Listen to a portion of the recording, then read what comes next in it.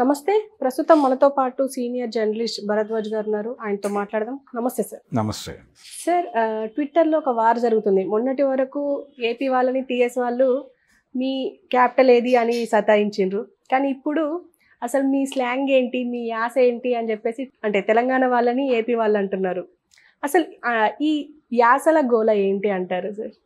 యాసల గోల ఏం లేదండి. అసలు యాస అనేది ఆ ప్రాంతంలో ఉండేటువంటి ఒక నుడికారం, ఒక వ్యవహారం, వాళ్ళ అంటే ప్రాంతీయ సంస్కారంతో వచ్చినటువంటి భాష అది. అంతే తప్ప ఇది ఈ యాస గొప్పది, ఈ యాస తక్కువది అనుకోవడానికి లేదు. కడపలో ఒకలా మాట్లాడతారు, జగన్మోహన్ రెడ్డి మాట్లాడే తెలుగు ఒకలా ఉంటుంది, అలాగే చంద్రబాబు మాట్లాడే తెలుగు ఒకలా ఉంటుంది. ఒక జిల్లాకి తేడా ఉంటుంది. భారతదేశంలో ఎవరైనా ఒక బైక్ వేసుకుని 40 కిలోమీటర్లు ట్రావెల్ చేస్తే లాంగ్వేజ్ మారిపోతుంది. అంటే వేరే యాస ఉంటుంది అక్కడ. 200 కిలోమీటర్లు ట్రావెల్ చేస్తే భాషలు కూడా మారిపోయే ప్రమాదం ఉంది. అంటే భిన్న భాషలు, భిన్న నాగరికతలు ఎలా అయితే ఉన్నాయో, నిజానికి మాండలికవాదం అనేది ఒకటి ఉంది మనకి. మాండలికవాదము అంటే ఎవరి జీవితాలని వాళ్ళ భాషలో, వాళ్ళ యాసలో రాయటం మంచిది అనేది. రాచకొండ విశ్వనాథ శాస్త్రి గారు ఆయన చాలా స్పష్టంగా విశాఖ యాసలోనే రాసేవాడు. అలాగే భూషణం గారు ఆయన కథలన్నీ కూడా శ్రీకాకుళం యాసలో రాసేవాడు. ఇప్పటికీ శ్రీకాకుళం యాసలో రాసేవాళ్ళు ఉన్నారు. అలాగే అల్లం రాజయ్య గారు తెలంగాణ యాసలో రాస్తాడు. ఆయనకి ముందు తరం వట్టికోట ఆళ్వార్ స్వామి గారు, అలాగే దాశరథి రంగాచార్య, వీళ్ళందరూ కూడా తెలంగాణ యాసలోనే రాసేవాళ్ళు. తెలంగాణ కథలు తీసుకుని రాసేటప్పుడు తెలంగాణ మాండలికంలో రాయకపోతే ఎలాగా, ఆ ఆత్మ ఎలా తెలుస్తుంది అన్నప్పుడు చాలామంది ఒక ఆర్గ్యుమెంట్ పట్టుకొచ్చారు ఆ రోజుల్లో. ఇది మాకు అర్థం కాదు కదా, అంటే ఇప్పుడు తెలంగాణ యాసలో రాసింది ఇంకొక ప్రాంతం వాడు చదవాలంటే ఇబ్బంది కదా, అందుకని ఒక ప్రామాణిక భాషలో రాయాలి అని. అంటే సినిమా డైలాగుల్లాగా. సినిమా డైలాగులు ప్రధానంగా కృష్ణా గుంటూరు జిల్లాల భాషలో ఉంటాయి అనేది ఒక వ్యవహారం నడిచింది. నడవడానికి కారణం ఏంటంటే ఆ సమయంలో సినిమాల్లో వెలిగినటువంటి రచయితలందరూ వాళ్ళు అవడం చేత. బివి నరసరాజు గారు తెలుగులో స్టార్ రైటరు ఆ రోజుల్లో, ఆయనది విజయవాడ. పింగళ నాగేంద్రరావు గారు ఒక స్టార్ రైటరు, ఆయనది మచిలీపట్నం. ఇలా దాదాపుగా ఆ టైంలో రైటర్లుగా వెలిగిన వాళ్ళందరూ అక్కడి నుంచి వచ్చిన వాళ్ళు, ఆ బేస్ నుంచి వచ్చిన వాళ్ళే. అందుకని ఆ భాష నడిచింది. ఎప్పుడైతే తెలంగాణ ఇడియం వాడటం మొదలెట్టారో, ఈ మాండలికం వచ్చిన తర్వాత ఇది అర్థం కాదు, సాహిత్యంలో ఎలాగైతే చర్చ వచ్చిందో ఇంకొక ప్రాంతం వాళ్ళకి అర్థం కాదు ఇది అని. అది తప్పు. ఎందుకంటే ఆ జీవితం ఎక్కడ జరిగిందో ఆ జీవితం తాలూకా భాషే ఉండాలి.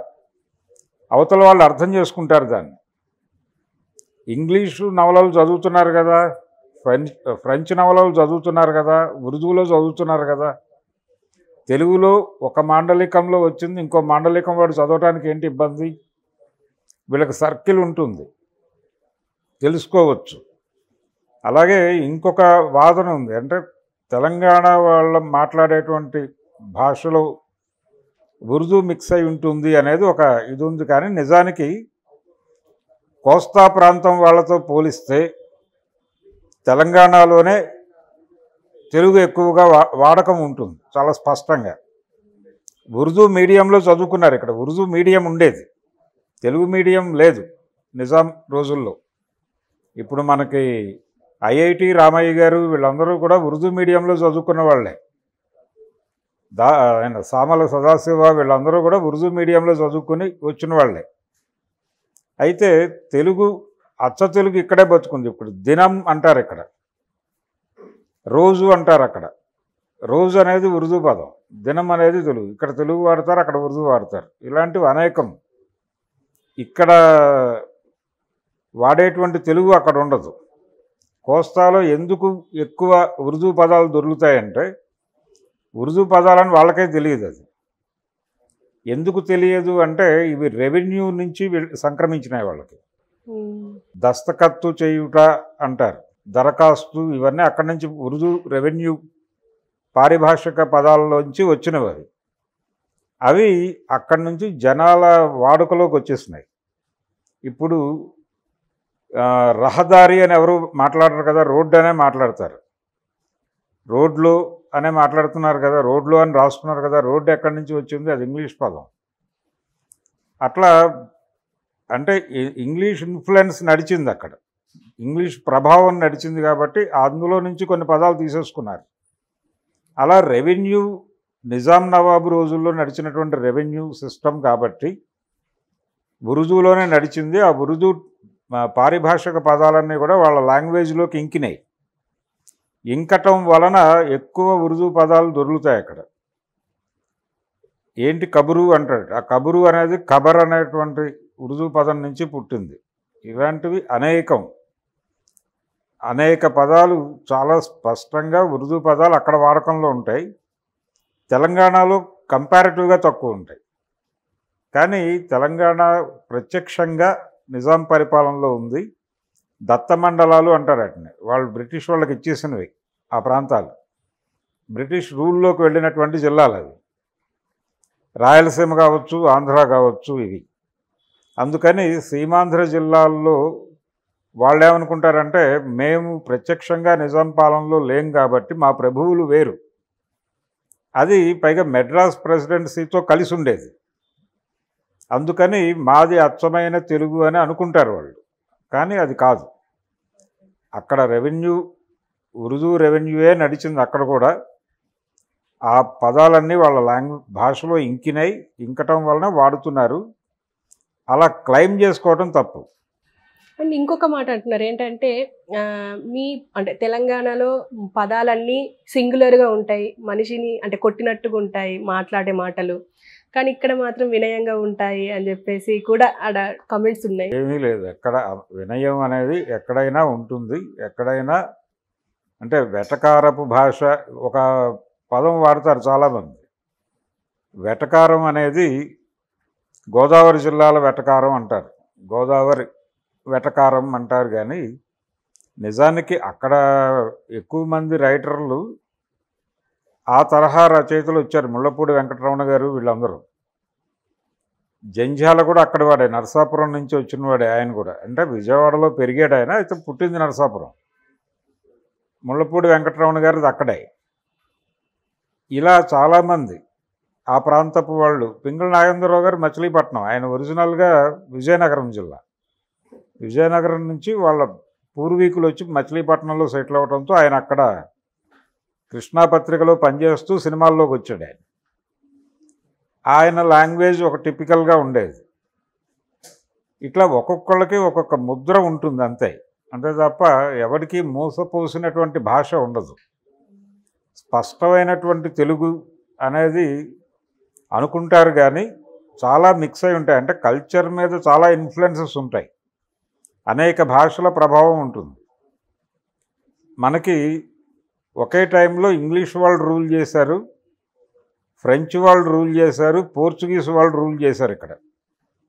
ఇది తెలియాలంటే మచిలీపట్నం చూడాలి. మచిలీపట్నంలో ఇంగ్లీష్ పాలెం అని ఒక ప్రాంతం ఉంటుంది, అది బ్రిటిష్ వాళ్ళ రూల్లో ఉండేది. ఫ్రెంచ్ పేట ఉండేది, అది ఫ్రెంచ్ వాళ్ళ రూల్లో ఉండేది. ఇప్పటికీ అదే పేర్లతో పిలుస్తారు దాన్ని, ఇంగ్లీష్ పాలెం, ఫ్రెంచ్ పేట అనే పిలుస్తారు. సో ఆ ఇన్ఫ్లుయెన్స్లు ఉంటాయి అక్కడ. రాబర్ట్సన్ పేట అనే ఒక పేట ఉంటుంది. ఆ రాబర్ట్సన్ ఎవరో తెలియదు ఎవరికి, ఎవరో బ్రిటిష్ ఆఫీసర్ అయి ఉంటాడు. ఆయన పేరుతో ఆ పేరు పెట్టారు. ఇప్పుడు విజయవాడ బీసెంట్ రోడ్డు ఉంది, బీసెంట్ రోడ్ అనేస్తారు, కానీ అని బీసెంట్ రోడ్డు అయి ఉంటుంది. అది ఆవిడ పేరుతో పెట్టుంటారు దాన్ని. ఇలా చాలా ఇన్ఫ్లుయెన్సెస్ భాషలోకి వచ్చేస్తాయి. ఈ వచ్చేసిన వాటిని పరిహరించుకోవటం అనేది ఉండదు, అవి ట్రావెల్ అయిపోతాయి. ఆ ట్రావెల్ని డిస్టర్బ్ చేస్తూ మాట్లాడతారు చాలామంది.